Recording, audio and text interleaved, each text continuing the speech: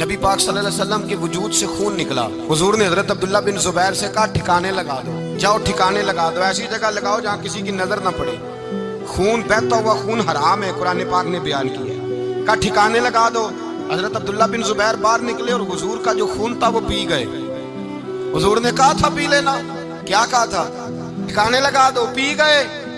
वापस आए तो मुस्तफा ने फरमाया कहाँ ठिकाने लगाया? कहा या रसूलल्लाह ऐसी जगह जहाँ किसी की नजर नहीं पड़ेगी, ऐसी जगह जहाँ किसी की नजर नहीं पड़ेगी। हुजूर ने फरमाया पी गए हो? कहा हुजूर पी गया हूँ। फरमाया जाओ, नबी का वादा है तुम्हारे वजूद को जहन्नम की आग छुएगी भी नहीं। एक दिन हजरत उमर फारूक जनाब अबू बकर सिद्दीक से मिलने आए।